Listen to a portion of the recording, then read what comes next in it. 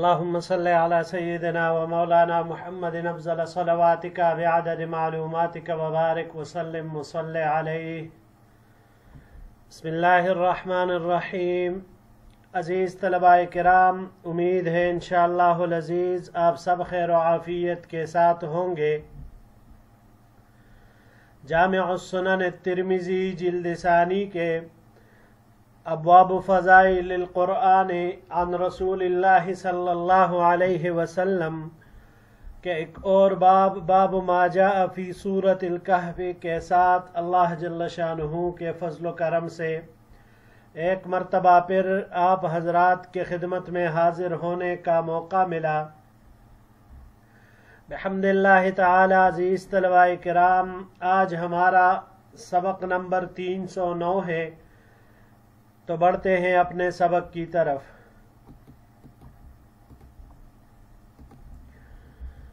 باب ما جاء فی سورۃ الکہف، یہ باب سورہ کہف کی فضیلت کی بیان میں ہے. وبه قال حدثنا محمود بن غیلان قال حدثنا ابو داود قال انبأنا شعبة عن ابی اسحاق قال سمعت البراء رضی اللہ تعالی عنہ یقول. ہمیں روایت کی محمود بن غیلان نے، انہوں نے روایت کی ابو داود سے، ابو داود نے روایت کی شعبہ سے، شعبہ نے ابو اسحاق سے. ابو اسحاق نے کہا کہ میں نے حضرت براء رضی اللہ تعالی عنہ کو فرماتے ہوئے سنا: بینما رجل یقرأ سورۃ الکہف اذ رأى دابته ترکض فنظر فاذا مثل الغمامة او السحابة. ایک شخص سورۃ کہف پڑھ رہا تھا. اس شخص سے مراد یہ حضرت اسید ابن حضیر رضی اللہ تعالی عنہ ہے کہ اچانک اس نے دیکھا کہ اس کا گھوڑا بدک رہا ہے. پس نماز ہی میں جب اس نے نظر کی تو اچانک بادل کی طرح یا سائبان کی طرح کوئی چیز ہے.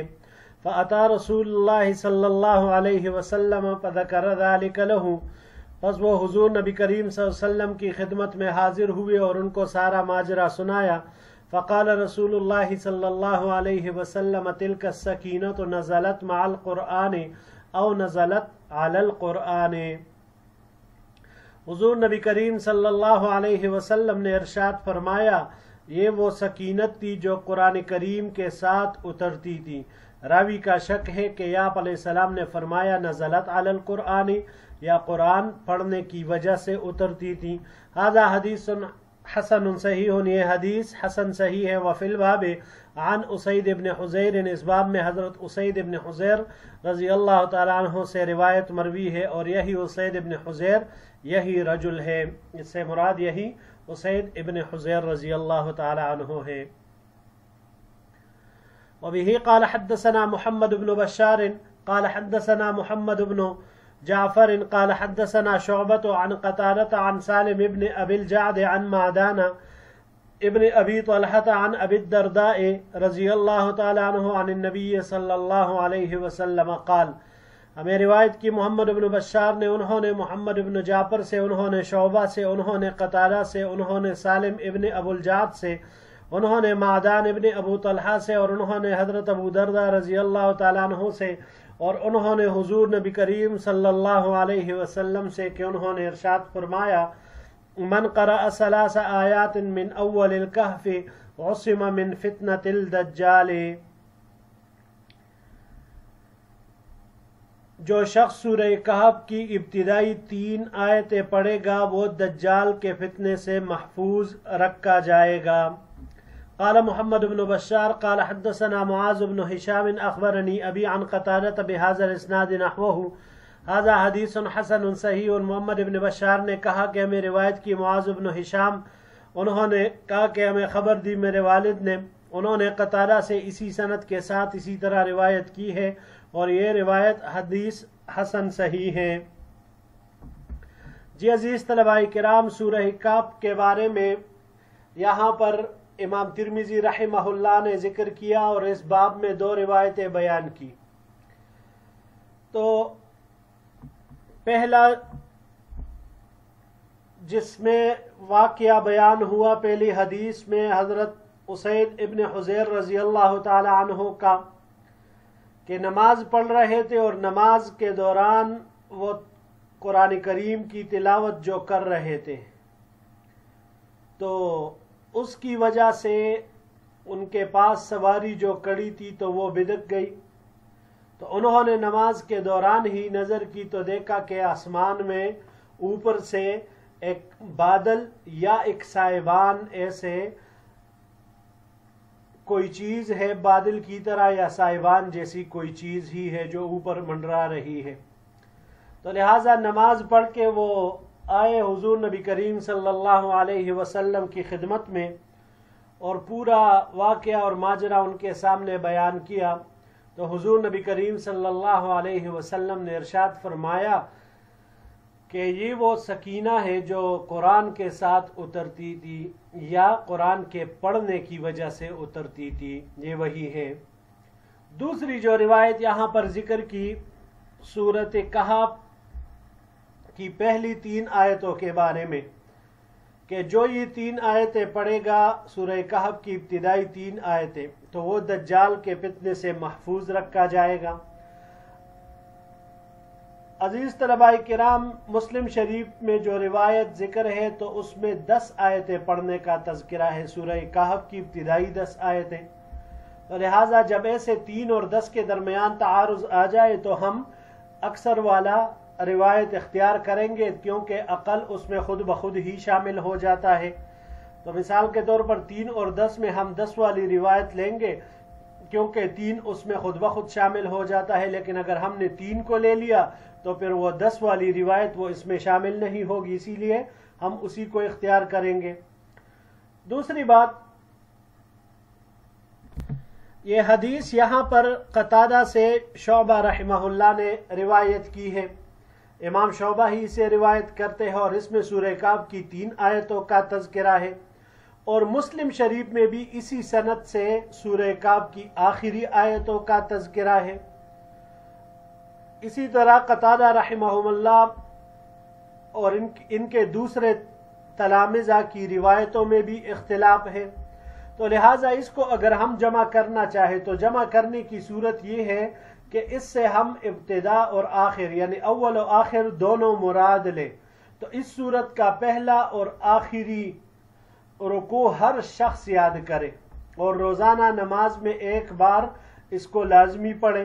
نماز میں موقع نہ ملے تو ایسے ہی چلتے پھرتے پڑھے، نہ ملے موقع، یاد نہ رہے تو سوتے وقت پڑھ لے، لیکن ایک مرتبہ دن میں کسی نہ کسی وقت وہ ضرور پڑھے، تو وہ انشاءاللہ العزیز دجال کے فتنے سے محفوظ رہے گا۔ بڑھتے ہیں جی اگلے باب کی طرف۔ باب ما جاء فی یاسین، یہ باب سورہ یاسین کی فضیلت کے بیان میں ہے۔ وبہ قال حدثنا قتیبۃ وسفیان بن وکیع قال حدثنا حمید بن عبد الرحمن الرواسی عن الحسن بن صالح عن هارون ابی محمد عن مقاتل بن حیان عن قتادة عن انس رضی اللہ تعالی عنہ قال قال رسول اللہ صلی اللہ علیہ وسلم، ہمیں روایت کی قتیبہ نے اور سفیان بن وکیع نے، یہ دونوں حضرات فرماتے ہیں ہمیں روایت کی حمید بن عبد الرحمن الرواسی نے، انہوں نے حسن بن صالح سے، انہوں نے ہارون ابو محمد سے، انہوں نے مقاتل بن حیان سے، انہوں نے قتادہ سے، اور انہوں نے حضرت انس رضی اللہ تعالی عنہ سے، انہوں نے فرمایا کہ حضور نبی کریم صلی اللہ علیہ وسلم نے ارشاد فرمایا، ان لکل شیء قلبا وقلب القرآن یاسین ومن قرأ یاسین کتب اللہ له بقراءتها قراءة القرآن 10 مرات، بے شک ہر چیز کے لیے ایک دل ہوتا ہے، اور قرآن کریم کا دل سورۃ یاسین ہے، اور جو شخص سورہ یاسین شریف پڑھے گا اللہ جل شانہ اس کے لیے اس کو پڑھنے کی وجہ سے 10 مرتبہ قرآن پڑھنے کا ثواب لکھیں گے۔ ھذا حدیث غریب، یہ حدیث غریب ہے، لا نعرفہ الا من حدیث حمید ابن عبد الرحمن، ہم اسے نہیں جانتے مگر صرف حمید ابن عبد الرحمن کی روایت سے۔ وبالبصرۃ لا يعرفون من حدیث قتادہ الا من ھذا الوجہ، اور بصرہ میں یہ روایت نہیں جانی جاتی مگر صرف قتادہ کی سند سے، اسی طریق سے۔ وہارون ابو محمد شیخ مجہول، سند میں جو راوی ہے ہارون ابو محمد تو یہ شیخ مجہول ہے. وبه قال حدثنا ابو محمد ابو موسى محمد بن المثنى قال حدثنا احمد بن سعيد الدارمي قال حدثنا قتيبة عن حميد بن عبد الرحمن بهذا. ہمیں روایت کی ابو موسیٰ محمد بن المثنى نے، انہوں نے احمد بن سعید الدارمی سے، انہوں نے قتیبہ سے، انہوں نے حمید بن عبد الرحمن سے اسی سند کے ساتھ. اور اس باب میں عن ابی بکر الصدیق، حضرت ابو بکر صدیق رضی اللہ تعالیٰ عنہ سے بھی روایت مروی ہے. ولا يصح حدیث ابی بکر من قبل اسنادہ واسنادہ ضعیف. اور حضرت ابو بکر صدیق رضی اللہ تعالیٰ عنہ کی روایت وہ صحیح نہیں ہے، سند کے اعتبار سے اس کی سند ضعیف ہے. وفی الباب عن ابی ہریرہ، اس باب میں حضرت ابو ہریرہ رضی اللہ تعالی عنہ سے روایت مروی ہے. جی عزیز طلباء کرام،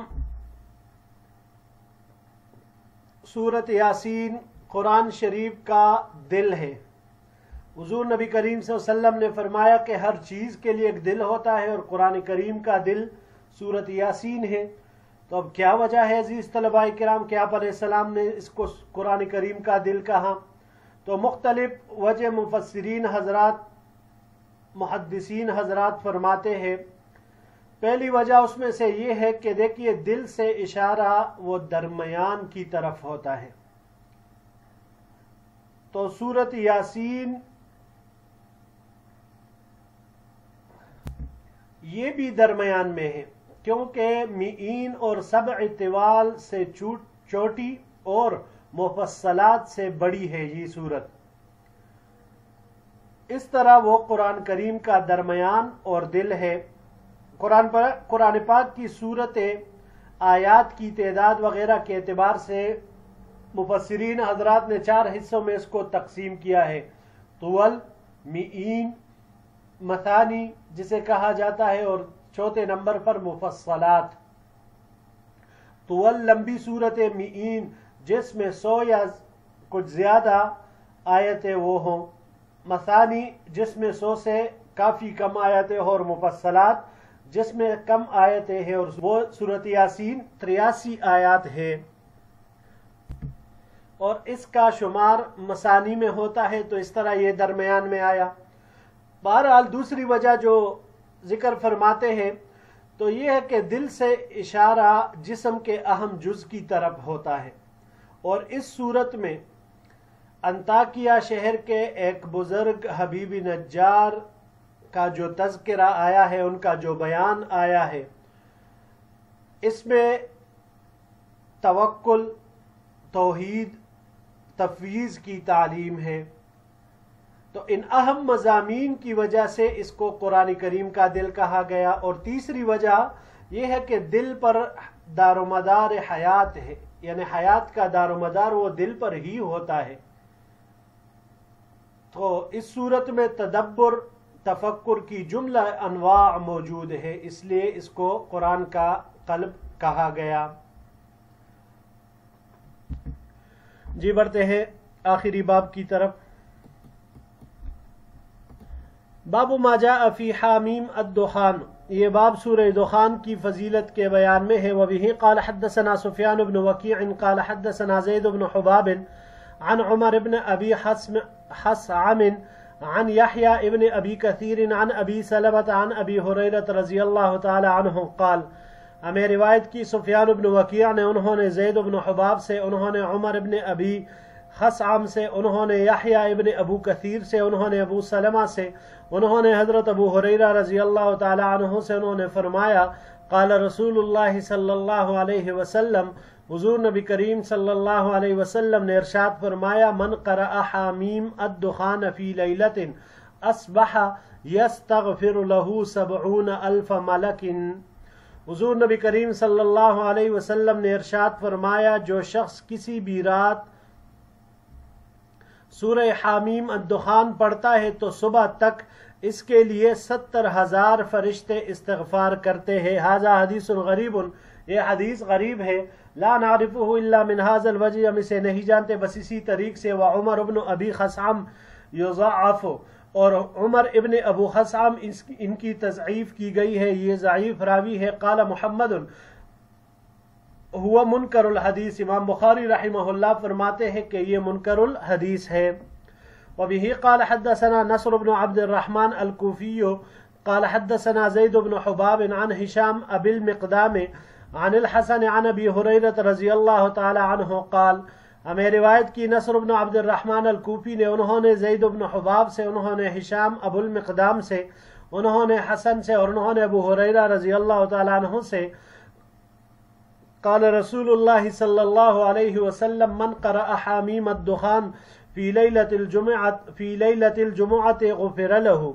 हुज़ूर नबी करीम सल्लल्लाहु अलैहि वसल्लम ने इरशाद फरमाया, जो शख्स जुम्मे की रात में सूरह अद-दुखान पढ़ेगा उसकी बख्शिश कर दी जाएगी। हाज़ा हदीसुन ला नारिफुहु इल्ला मिन हाज़ल वजह, ये हदीस हम इसे नहीं जानते मगर सिर्फ इसी तरीक़ से। वह हिशाम अबुल मिक़दाम युज़अफ़, वो हिशाम अबुल मिक़दाम जो है इनकी तज़ईफ़ की गई है, ये ज़ईफ़ रावी है।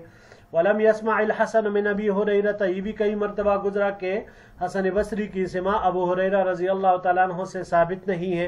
हकज़ा क़ाल अय्यूब व यूनुस इब्न उबैद व अली इब्न ज़ैद, और इसी तरह अय्यूब, यूनुस इब्न उबैद और अली इब्न ज़ैद ने फरमाया है। जी अजीज़ तलबाए किराम, सूरह दुखान कुरान करीम की 44वीं सूरत है, 25वें पारा में मौजूद है, 3 रुकू पर मुश्तमिल है। इसकी फजीलत के बारे में यहाँ 2 रिवायतें इमाम तिरमिज़ी रहिमहुल्लाह ने ज़िक्र फरमाई।